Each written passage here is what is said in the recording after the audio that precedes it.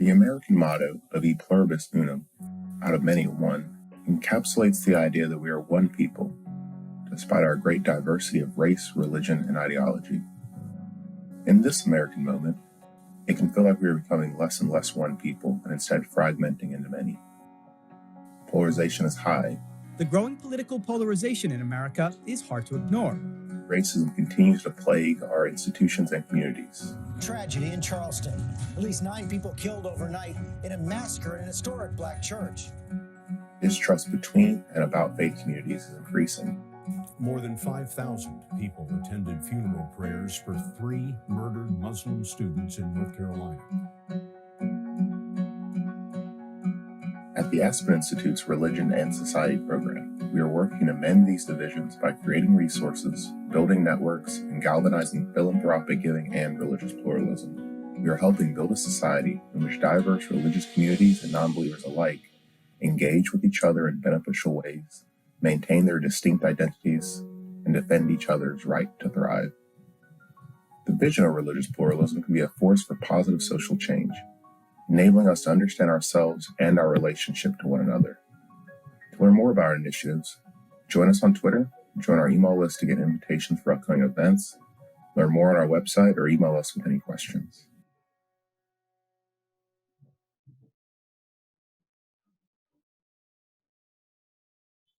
Hi, everyone.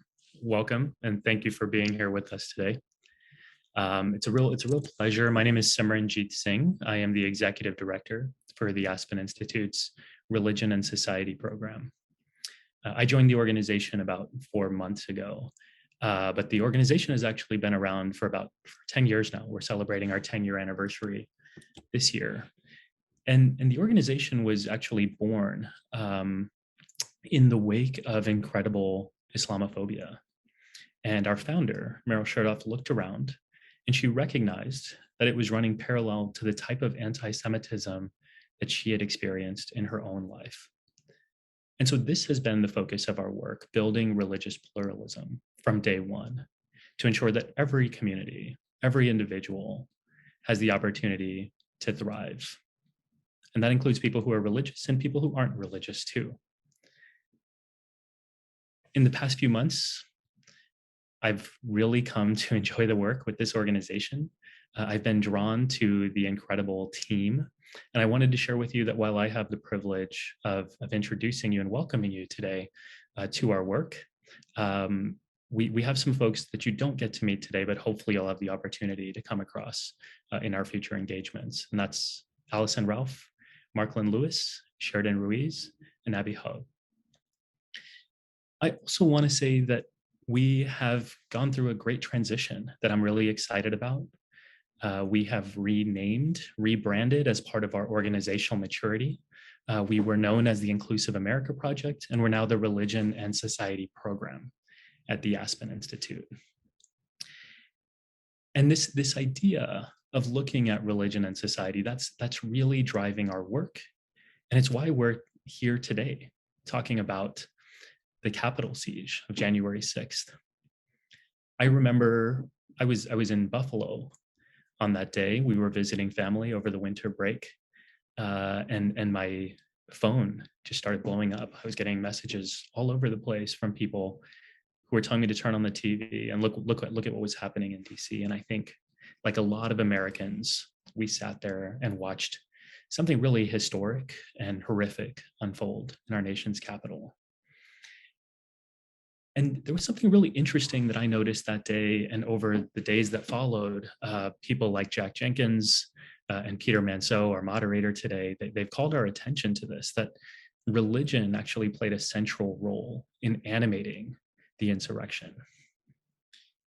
And one of the things we've been thinking about is we can't ignore that role that religion played there, and we can't ignore the role of the implications that religion has in our society today. And that has to do with our increasing religious diversity too. And our work at the Religion and Society program is focused on building religious pluralism, advancing religious equity, and trying to build a different future for what we could be, so that religion becomes a force for cohesion as opposed to division. I want to move into our conversation with our incredible panelists today. They're people you probably already know. If you don't know them, I'm glad to have the opportunity to introduce them to you. And before we move to them, I will just say that there will be a time at the end of our conversation for you, the audience, to ask speakers questions. And you can submit your questions throughout the program by clicking on the Q&A button on the bottom of your screen. And you can send those anytime throughout our conversation. So let me just briefly introduce our panelists, and then I'll turn it over to our moderator. We'll begin with Rabbi Danya Ruttenberg, who is currently a scholar in residence, the National Council of Jewish Women, and she has written many books. Her latest, which comes out this fall and is available for pre-order, is on repentance and repair, making amends in an unapologetic world. Dr. Kelly Brown Douglas is the Dean of the Episcopal Divinity School at Union Theological Seminary, the Canon Theologian at Washington National Cathedral, and theologian in residence at Trinity Church Wall Street in New York City. Her newest book, Resurrection Hope, A Future Where Black Lives Matter, came out earlier this winter. Wajahat Ali is the Daily Beast columnist and co-host of the Democracy-ish podcast.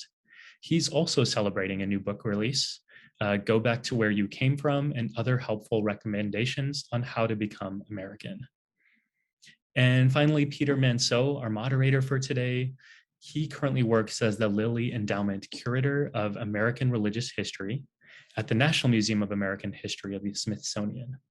His latest book, The Maiden of All Our Desires, came out this past Tuesday. So I'll pass it over to you, Peter, to guide us through this conversation. Thank you all again for being here, and look forward to hearing what you have to say. Thanks, Simran. It's an honor to be here with all of you.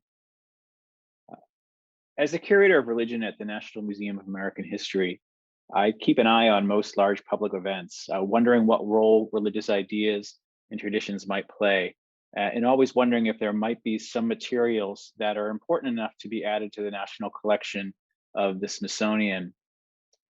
With that in mind, as you can imagine, January 6th just made my religion radar go wild. While watching the Capitol attack unfold, which I did not from the museum because we were closed down for the pandemic, but from home, watching it live through a C-SPAN feed, two things really stood out to me and have stayed with me since that time. First, a huge amount of religious imagery accompanied the mob that invaded the Capitol that day. You could see it in flags proclaiming Jesus is my savior, Trump is my president, and in the patches worn on tactical gear, citing biblical verses about wearing the armor of God. You could also hear it in hymns sung by rioters and prayers shouted into megaphones that day. The mood for many, as they described themselves after the event, was something like a religious revival. If anyone with us today would like to see some examples of what I'm talking about, you might check out a project I've been involved with through the past year. The Twitter hashtag Capital Siege Religion, all one word, Capital Siege Religion, and has been an ongoing archive of the religious dimensions of the attack, started just days after. And you also could check out the online resource created by the Smithsonian and the University of Alabama, uncivilreligion.org, which is a gathering of all those materials into a single place. This effort to document the religion of January 6th grew out of a concern about the second thing that I noticed that day and the days following. Initial media accounts of January 6th, for the most part, seemed to ignore religion or treated it as only a very small part of what happened. There was then, in the immediate aftermath, and there continues to be today and into the future, a real risk that religion will be edited out of the story of January 6th, which would simply be disastrous for forming a lasting understanding. In the 13 months since the attack, it's become clear that religion was essential to what happened.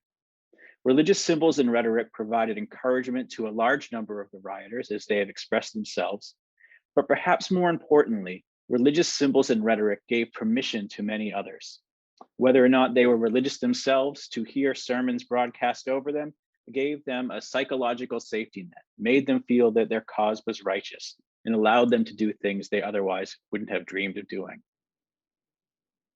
We've also learned since the attack that the religious context was not at all accidental. It was an event that had been long in the works, with religious leaders and media playing important roles.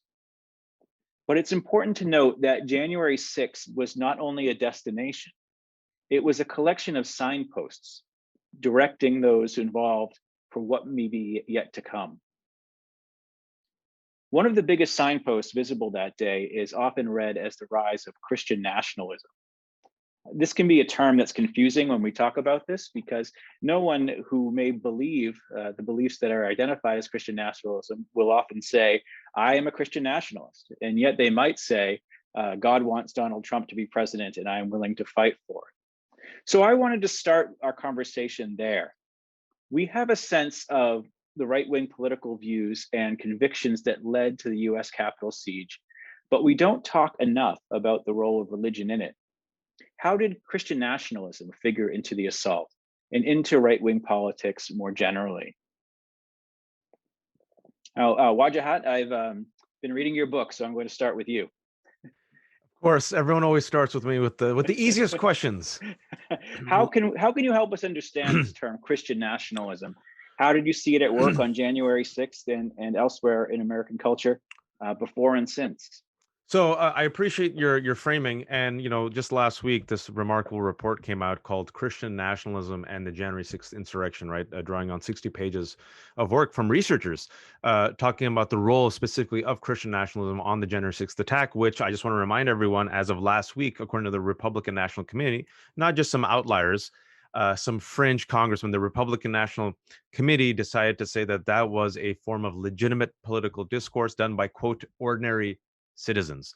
That legitimate political discourse resulted in 5 people dying. That includes 1 police officer, with hundreds of individuals spurred on by Donald Trump and the right-wing ecosystem overtaking the United States Capitol for the first time in over 200 years, with several people being armed, literally there with the intention to hunt down Mike Pence, who, by the way, if you remember, is very evangelical and Christian, but that wasn't enough. He was seen as a traitor, and also Nancy Pelosi. And why was Mike Pence seen as a traitor, worthy of potentially being hanged? Because he did not overturn the free and fair election in favor of Donald Trump, because now a majority of these Republican voters believe that Donald Trump won the election thanks in part to help due to the deep state, which is now a conspiracy theory, but also a national security threat, according to the FBI, which posits that the Jews, the evil, nefarious Jews, are part of this international cabal, the nerve center, who are using Black and brown and Muslim immigrants to replace Western and white civilization. And Western and white civilization is doing a lot of heavy work for white Christian men and women. This report also shows, I'm going to just name some data. Let's start with data first before I give my quick analysis with the 1 minute I have left, because I'm very afraid of Abby coming in and telling me to stop talking. 2/3 of white Americans who strongly support Christian nationalist ideology believe that the 2020 election was rigged. 40% of them think that violence from patriotic Americans might be necessary to save the country. And more than 40% of them are convinced that Democrats are engaged in, quote, elite child trafficking. That is the QAnon conspiracy theory.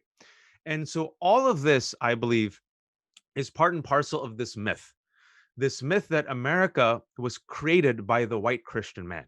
It is a divine gift where there's manifest destiny for the white man who came here with his wisdom and God's grace and birthed this nation from nothing. As Rick Santorum said, sure, there was indigenous Americans, but we were the ones that came here who fertilized the soil, who brought civilization to the savagery.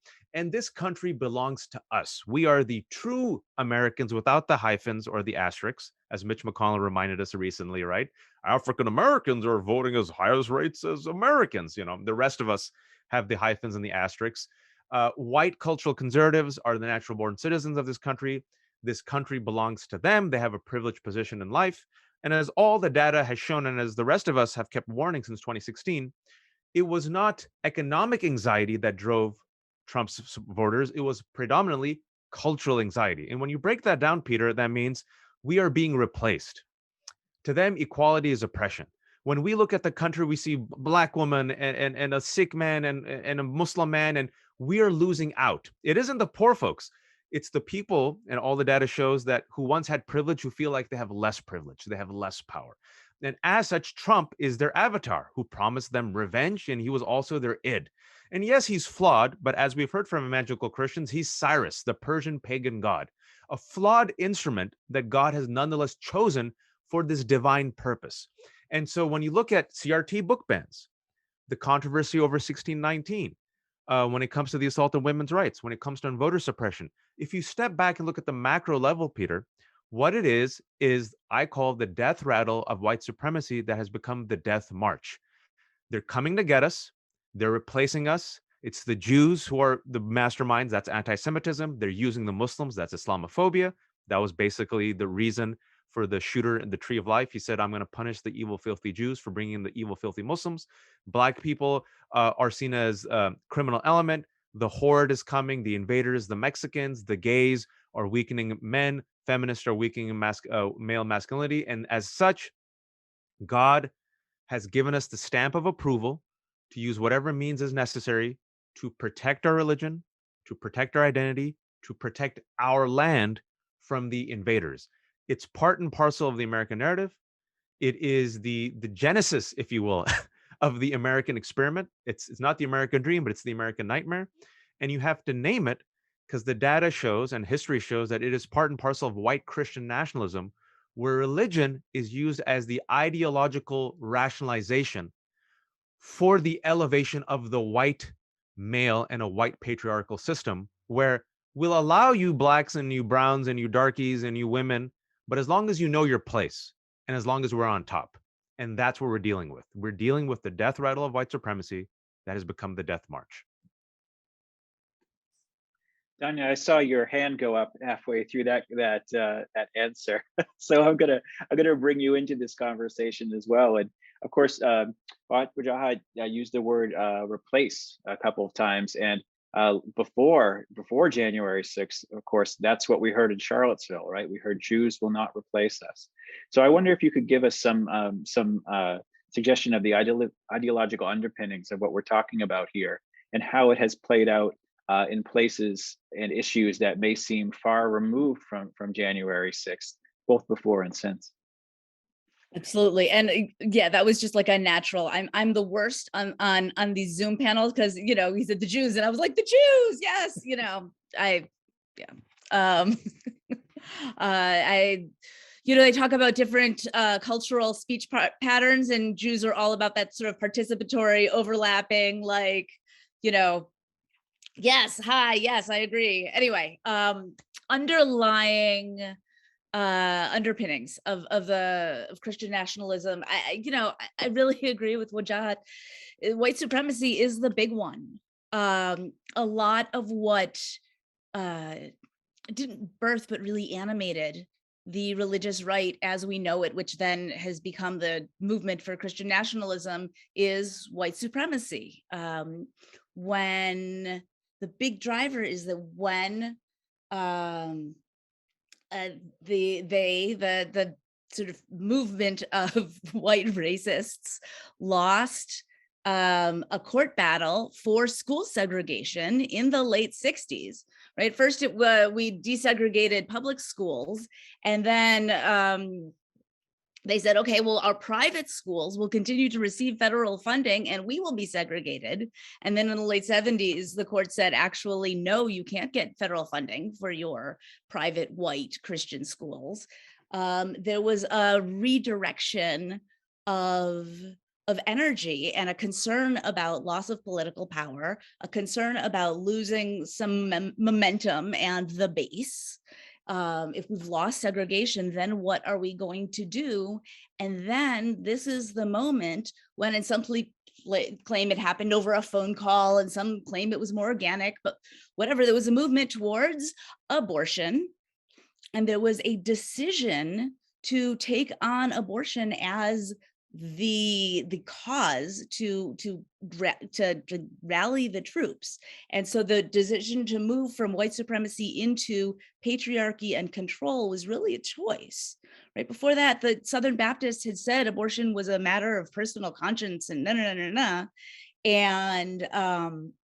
and abortion is also about white supremacy, right? Abortion bans harm BIPOC communities most of all. And when abortion bans are put in place, people are more likely, people who are denied access to care are more likely to be trapped in poverty, right? Every social inequality that exists is deepened.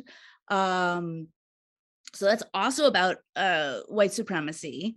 And then we see the intersections between banning abortion and transphobia, right? We have all of these, we've seen the spate of abortion, anti-abortion bills that are happening and the way Roe v. Wade is about to be overturned.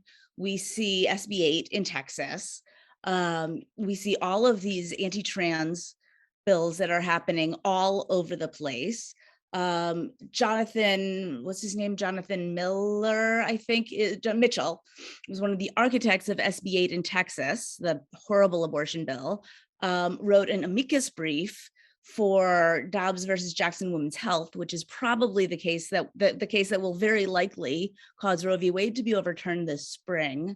And he asks SCOTUS to strike marriage equality and Lawrence versus Texas, which is the law that outlawed sodomy nationwide, right? So there's all of this stuff about bodily autonomy and safety, and anybody who is any kind of, non-normative gender, sexuality, anything, that doesn't fit the dominant paradigm. And it's intertwined with all of these CRT bills, right? All of these bills, banning the 16 teaching accurate history about the history of racism and enslavement in our country are all like the lists now. So you got you can't teach the 1619 Project. You can't teach anything Toni Morrison has ever written ever. And also don't say gay. And also you can't teach this novel about a trans kid. It's all intertwined. It's what the theologian Elizabeth Schussler-Fiorenza called kyriarchy, right? Interlocking systems of domination and oppression. White supremacy is at the heart of it, right? Because that's what's been driving our country since its founding.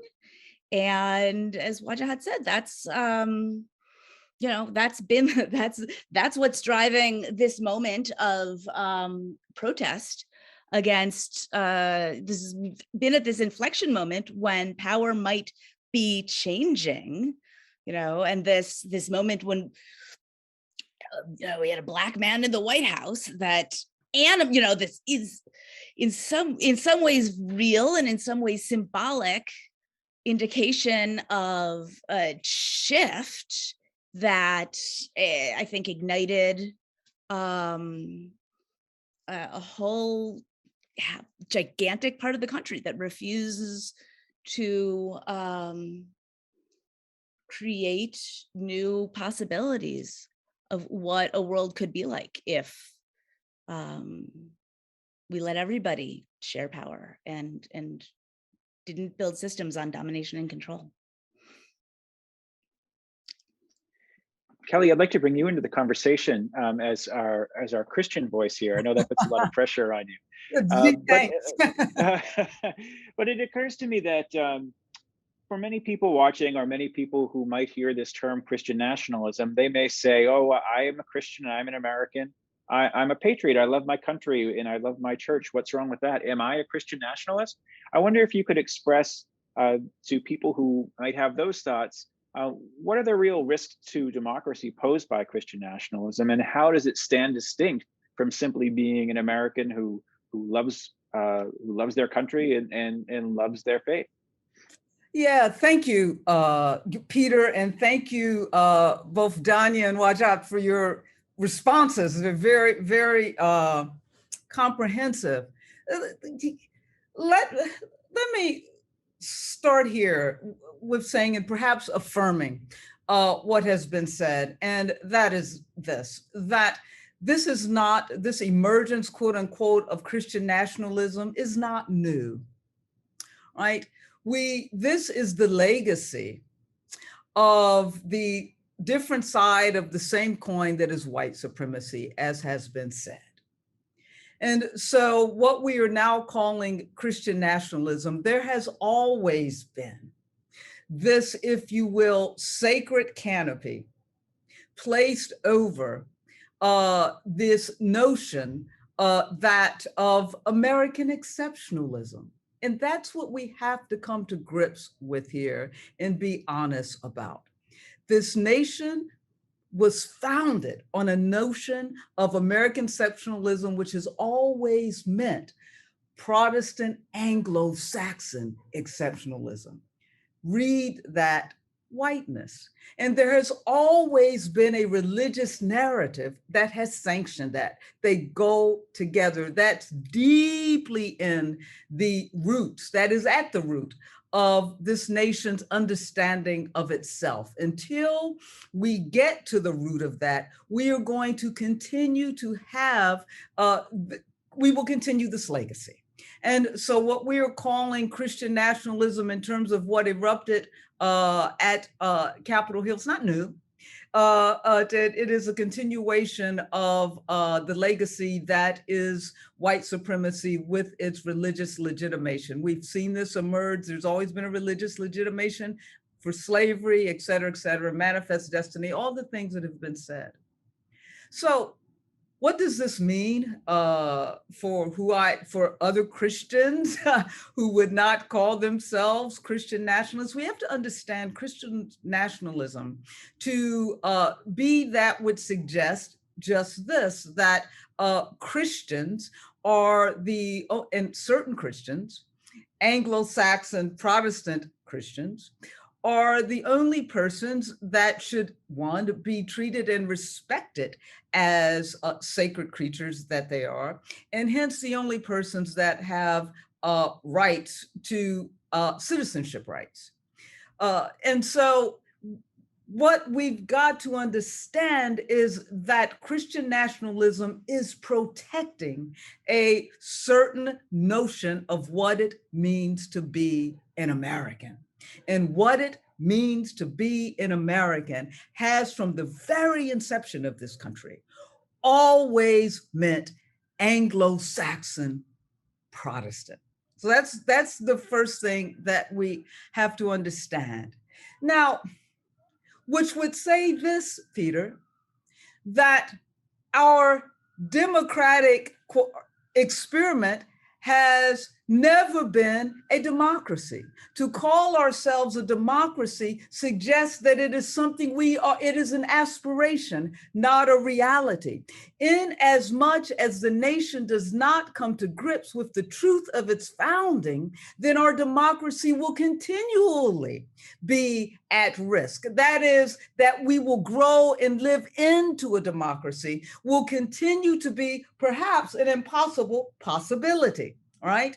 And so that's the first thing that we have to come to understand. And I will end this with in response to, so what does that mean for others of us who may be Christian? We have to understand that Christian nationalism, anytime we sort of use that word nationalism in this context, is, if you will, not the whole of what it means of Christianity. It is an extreme of Christianity that serves as a theological, ideological legitimation for a white supremacist Anglo-Saxonist narrative in this country, so that Christian nationalism is always that which is, that emerges from at least out of the place of power, and allows those people in power, that culture in power, to stand its ground. I see what's going on here is white supremacy trying to stand its ground. There's always been, and I promise that I will end here, there has always been a resistance to that Christian narrative. We have typically seen the resistance to that narrative emerging from those communities of persons who have not been a part of the Anglo-Saxonist American exceptionalist picture. So that those people who have been on the outside of what it means to be a citizen, those communities who have been on the underside of America's presumably democratic experiment.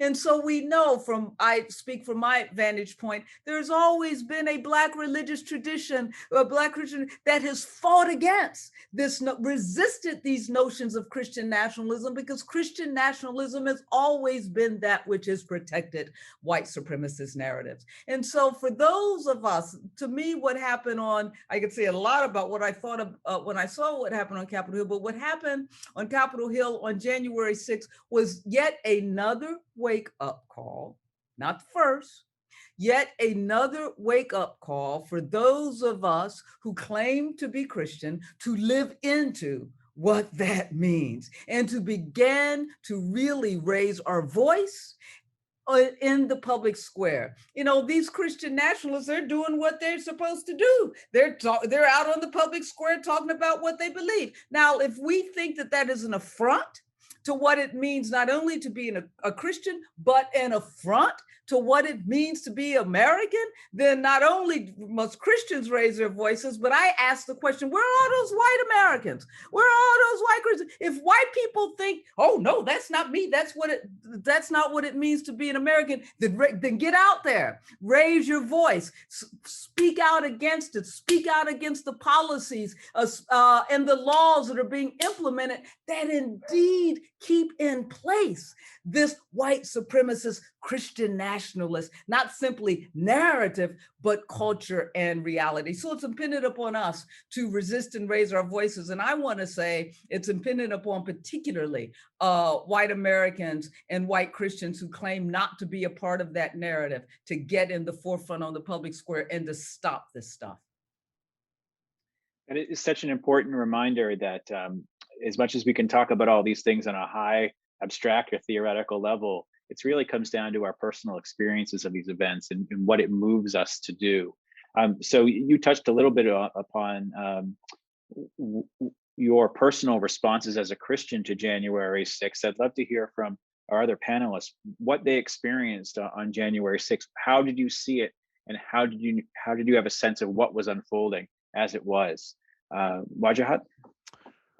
Yeah, so I some dark humor. I watched it and I'm like, can you imagine a bunch of black and brown folks? Like we kept saying it, we still say it. I'm like, I'm an imaginative person.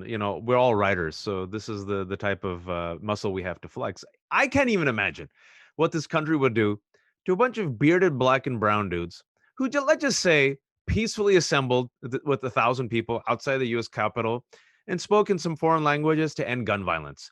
Just that, all right? They would be chalk lines, all right? If I did this dark joke yesterday. I'm like, black and brown people, we should like practice our chalk line deaths, like magic fingers. Like, how would we like to be sprawled out? Which is some very dark humor. But like, I'm like, that's the situation in which we can only imagine the possible outcome of a bunch of black and brown folks behaved in the way that these Trump supporters, who aren't poor, but like middle class and upper middle class, right? Some of the buses, Peter, were funded by Ginny Thomas, who's the wife of Clarence Thomas, her Supreme Court justice. There were people like Josh Hawley, a senator, with his fist raised high, and now he's selling mugs with his fist raised high as of last week. There were people like Mo Brooks, a Republican congressman, who just decided to wear a Kevlar vest that day, just the normal course of it. I'm sure me and Rabbi Downey just wake up one day, and Reverend Kelly, we just wear Kevlar vests. There was Ali Alexander, one of the architects of Stop the Steal rally, who openly said that it was planned in part with 3 Republicans, Mo Brooks, Paul Gosar, Andy Biggs, right? All these individuals have connections to the Oath Keepers, which is a far-right anti-government group filled with law enforcement and also, like you said, Christian nationalists. And you see the merger, right? If you step back and as the pieces of the puzzles are coming together, you see, okay, bunch of very aggrieved, angry, middle class, upper middle class, Republican, white, Christian men, politicians, right-wing organizers, religious groups, funders, and this country says, legitimate political protest by ordinary citizens. And yet you don't have to use your imagination. You just have to go back to Ferguson in 2014, when there were black and brown folks peacefully protesting the murder of Mike Brown, tear gas, tanks on the street. 2020, when you saw the Black Lives Matters protesters, where over 90% of these protests were peaceful, you saw the war on terror come home, right? The war on terror that we fueled and funded because the bad guys at the time were Muslims. We voluntarily gave up our civil liberties to go after them damn Muslims. Well, now you see the Patriot Act. Now you see the surveillance, right? Now you see the military industrial complex. Now you see people looking like soldiers on the streets of Oregon going after white moms who were walking in tandem with black and brown protesters. So for the rest of us watching this, especially as a Muslim living in the post-war on terror climate, where I cannot even imagine black and brown people doing that and coming out alive. I said, wow, good to be a white terrorist. Good to be a white radical. I'm serious. Good to be a white Christian man who's really pissed off, because even the right to have anger is privileged in this country, right? We're not allowed to be angry. Rabbi Danya isn't. She's a woman and she's Jewish. Psh, Reverend Kelly can't. Black woman. Are you kidding me? Look at Obama. Look how insulting it was for President Barack Hussein Obama to show his citizenship papers because he was a black Muslim man and thus a foreigner. So for the rest of us, what we said was, it's good to be a white terrorist. This country always has double standards for white rage and white anxiety.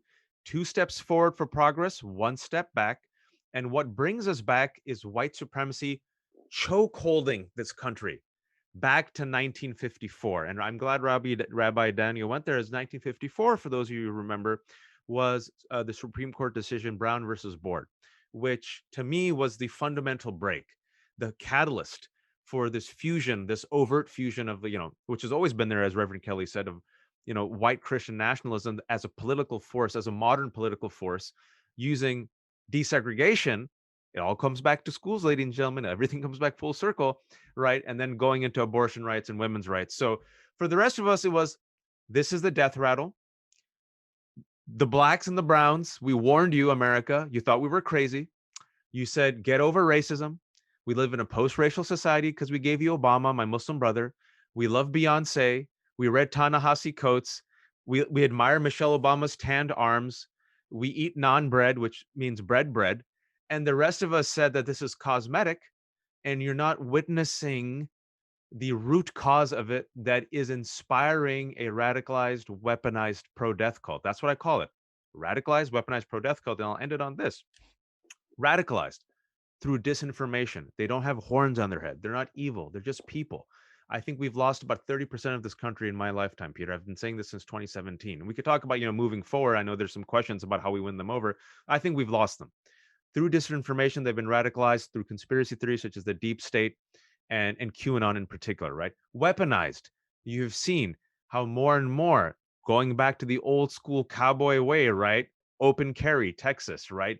Gun laws, stand your ground. Who are the heroes? Kyle Rittenhouse, Eddie Gallagher, right? McCloskey, who took out his weapon against peaceful BLM supporters in St. Louis. And what was his reward at the RNC? Him and his wife were given 6 minutes of primetime coverage. And now he's running for Republican senator. And now you're seeing a pro-death cult attack on masks on vaccines, willing to just sacrifice their kids for freedoms, right? And so what we're witnessing is the death rattle become the death march. And for the rest of us, we're saying, and I'll end on this, and I want to echo what Reverend Kelly said, Muslims were asked, where are the moderate Muslims? I've been asked this for 20 years. Oh, Wajahat, you condemn terrorism? You're the unicorn. And then no matter, for the black and brown folks, no matter how hard we condemn, no matter how fast we condemn, it's never enough.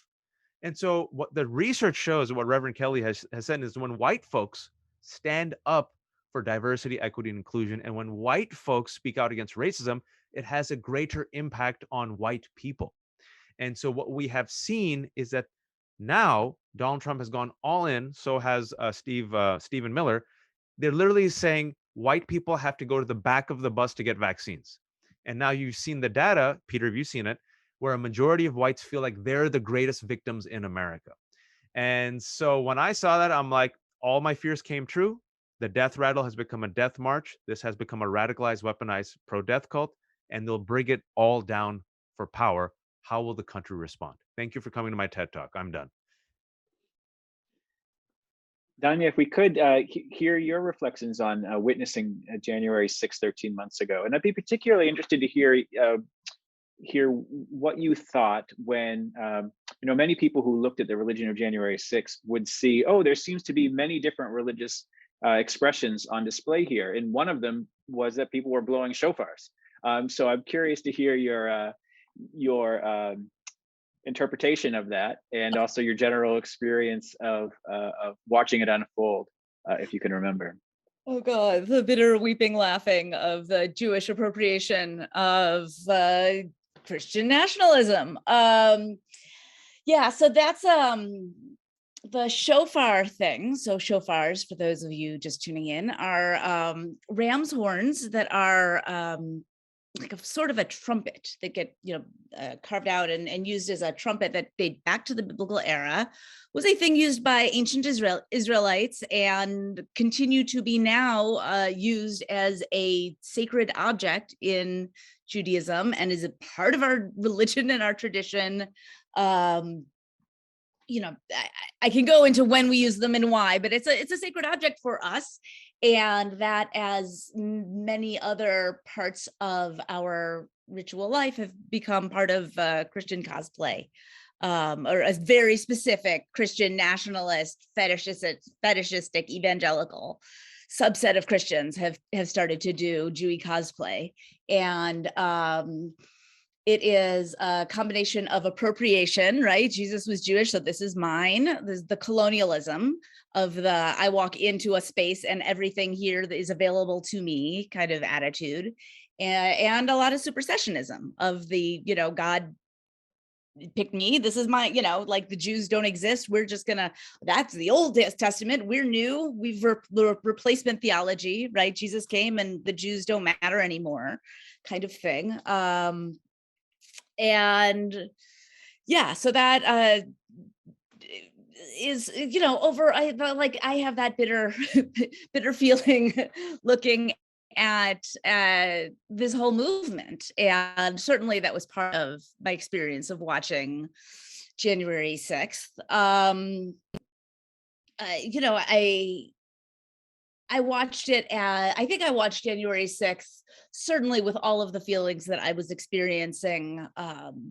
Many, the fear and the outrage and the white privilege on display was beyond. And yeah, I mean, I don't even know. I have emotional things to say about my experience of watching it, but they're not thoughtful because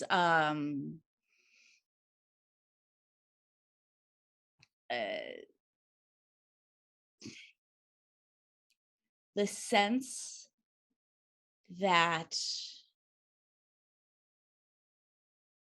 this group of people were allowed to saunter in and come over and take over and then face zero consequences, as Wajahat was saying, not only not be shot dead on sight outside, which absolutely would have happened if they were not white, but that they have had less criminal consequences than most Black and brown people who've been picked up, with a dime bag in states where, pot isn't legal or weed isn't legal, even if it's legal in the next state over, right? Or where somebody on parole got confused and thought he could vote, but it turns out he can't, and but he's Black, so he's in, his real case is in prison for longer, right? It's, I think lays bare so many of the atrocities of our criminal justice system as much as anything. And there's a lot that we can say about how our culture even conceives of justice and consequence, and that's a much bigger conversation. But if you even want to hold up conversations about inequality, you could just, just putting down the cards, what happened on that day, and also what has happened since. And, if you're a white shaman, you're getting organic food in prison. Are you kidding me? It is, it is truly astonishing that the greatest act of treason since the Civil War is considered insignificant as compared to someone who is Black, who happened to be confused and was trying to participate actively in democracy.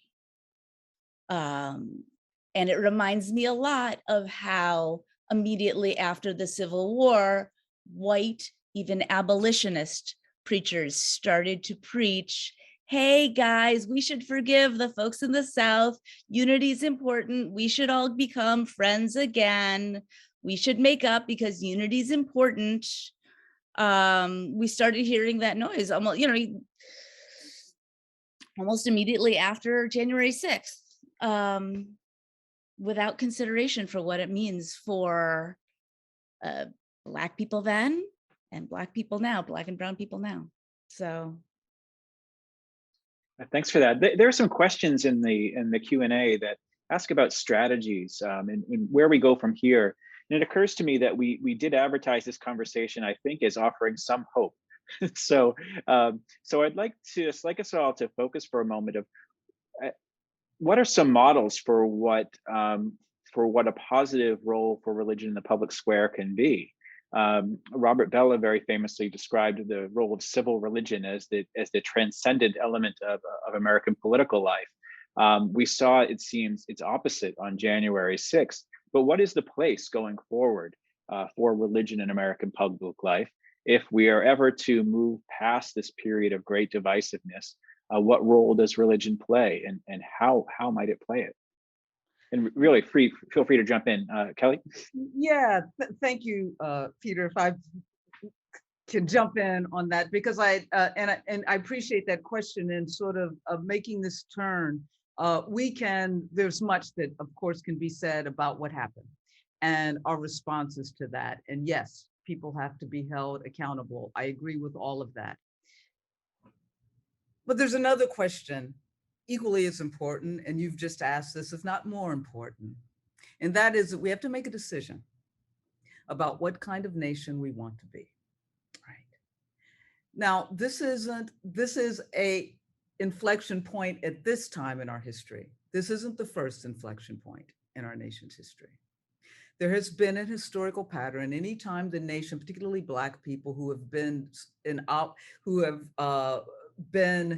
positioned as that which is an extreme opposition to whiteness in this country. Anytime Black people have progressed in any way, if we're talking about after Reconstruction, et cetera, the 1960s, there's always been a response that some have called a backlash.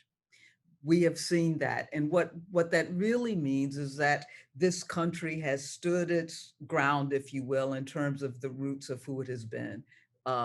White, Anglo-Saxon, Christian nation, trying to stand that ground. Now, we have to make a decision. What kind of nation that we want to be? What do we want to become? Do we want to continue to grow into this vision that apparently we accidentally gave birth to of being a nation that is freedom and justice for all, or not? Faith communities play a significant role in leading the way to becoming a nation where every single human being that has breath, regardless, will be treated as sacred, regardless. Now, we have seen examples of faith leaders in the forefront moving to expand our moral imaginary of what justice could look like. We are accountable as faith leaders, not to the way things are, but to the way we claim that they should be. It is clear that we do not have the kind of moral leadership from the social political realm that will allow us, as Abraham Lincoln said, to live into our better angels. That's the role of faith leaders. Any time that faith leaders have been engaged in these social political movements toward justice, transformation has occurred. We have seen that in the 1960s. Faith leaders were at the forefront of that, faith and religious leaders.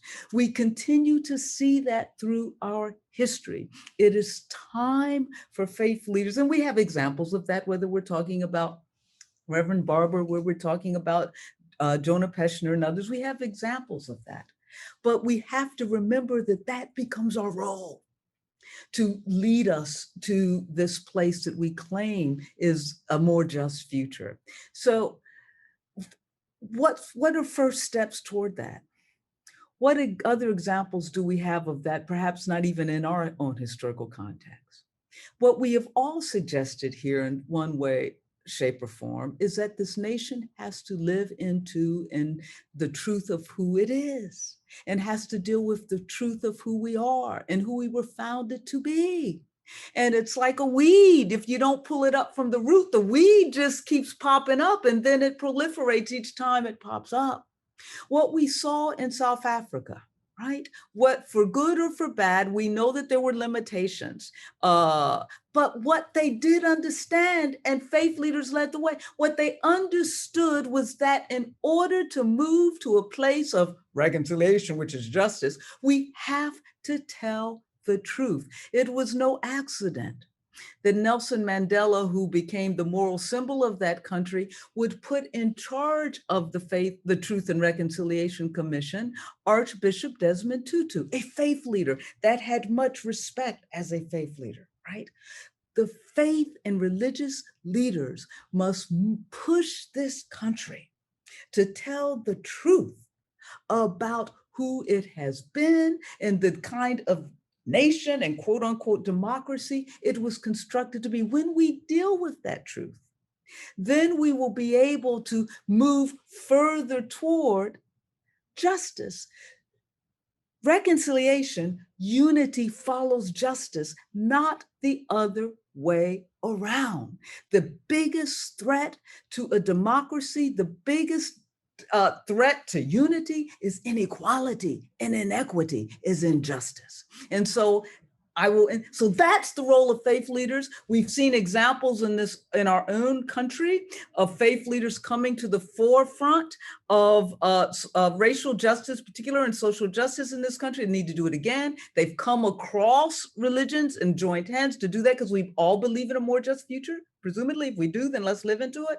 And we have seen the example of where that must begin in South Africa. It begins with facing the truth, even if it's the uncomfortable truth of who you are. We have just about 4 minutes left, I think. So Danya Wajahat, please, some words of hope, or at least looking forward. Yeah, I want to very much co-sign what the very Reverend Dr. KBD just said. I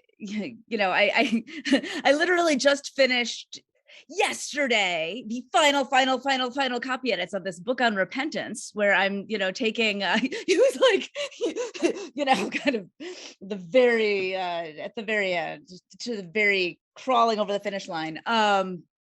And I'm taking Maimonides' Stages of Repentance, that is a 12th century philosopher, and the state, it is not just feelings inside. It is the work you have to do in order to be transformed and make different choices.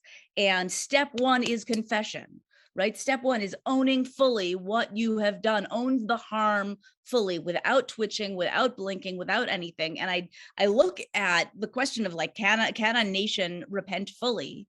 Can a nation do the work? And of course, it's not going to be perfect. And of course, it's going to be messy and flawed. And the case of South Africa is, they did extraordinary work in some ways, and there are reasons why things didn't go as hoped in other ways, which have to do with the fact that some of the elements of repentance, the recommendations, weren't followed. Structural changes weren't implemented. But you start with telling the truth, and then you do the work to try to make change. You do the work of structural change. You do the work of amends and reparations. You do the work of, like, what is an apology? that actually means something. But you know, like apology is later, like you work on the amends, you work on this change, you work on becoming different. And the final stage is that when you have the chance to make a different choice, you choose differently, so that it is not, you know, enslavement to lynching, to redlining, right, to Jim Crow, to right, to mass incarceration, right? That every single time, if you don't make the changes, you keep ending up in the same places. When we do the work of transformation, and we need to start with telling the truth. We need to start with teaching our children what history is, right? We need to start with honoring everyone's bodily dignity. The minute we start to change the paradigm, everything will transform. Word to add, Wajahat? Sure. I just looked at the Q&As, and I'm going to answer all 10 of them in 2 minutes that I have left. I'm kidding. You know, someone made a comment that we shouldn't revisit what happened to Muslims against Christians, and I completely agree. Learn from the mistakes that this country made against Muslims and those who were Muslim in the war on terror. Learn from what happened with the surveillance and the demonization, right? Don't repeat it against our Christian brothers and sisters, and that's not what we are asking. We're not. What we're asking is for people who have privilege to speak up and do the right thing. And so at the end of the day, we can only control ourselves, our intentions, and our actions. That's it. So how do you choose to model yourself and your behavior and your rhetoric in your home and in your local community? Be that person. Be the America you want this country to become, number one. Number two, yes, we have to acknowledge the threat, which is why we talked about the threat, because it's a very dire threat, but we cannot give in to apathy and cynicism. That means you give up hope and you choose to be a spectator in life. Our faith commands us to have hope in a loving God who has tested even the prophets before us in far worse tests. And so there's a beautiful saying in Islam that have faith and tie your camel, which means the following: do everything within your power by your own hands to change the situation the way you can. And then have faith in God, a loving God, a hopeful God. And what I'll say is this, final thing, I know time's up, is when I say I don't think we can win over 30% of the people, that doesn't mean we give up on them. They're not demons, they're people. But the caravan has to move forward. And so are you willing to be on the caravan that moves forward towards a multiracial democracy? If you are, what are you willing to do? And that's all that I ask of you, is that with your own power and privilege in your life, have faith, have hope, but model yourself in a way you want this country to become. And inshallah, we have the numbers. Our people have suffered much worse. It is still possible, inshallah. Well, thank you all. This has been a great conversation. I'm going to throw it back to Simran in just a second. But I wanted just to add that the American History Museum that I am privileged to work for and that we own all together has a mission statement that I think is really useful for a time like this. And it's not simply to put on exhibits and welcome school groups. Our mission statement is actually to explore, preserve, and share the complexity of the past in order to help build a more just and compassionate future. And I like to think that conversations like this that we've all just had together are building towards that, engaging with the past and the present in order to build somewhere. So thank you again for engaging in this important conversation. And thank you, Simran and the Aspen Institute, for having us. Thank you, Peter, and thanks to all of you for sharing your wisdom with us, and also for all the work you do in the world. We're thrilled that you spent an hour of your time with us for this conversation. I've been a part of many conversations and listened in on many conversations on these topics, and this one just really stands out to me as something really special. And so thank you all for sharing your time with us. Thanks also to all of you who joined. We're grateful to have you. And if you're more interested in staying connected with us, I'll let you know that we have a monthly newsletter that includes resources that help explore religious pluralism, including relevant articles and invitations to our future programs for religion and society. We live tweeted this event, and we're always looking to engage on Twitter, so you can find us there at Aspen Religion.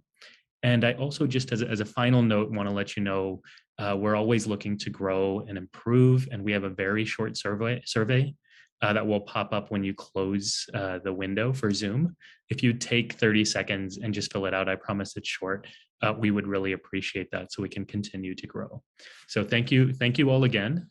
Thank you for everything you do in the world. Thank you for your time with us, and really, really appreciate you.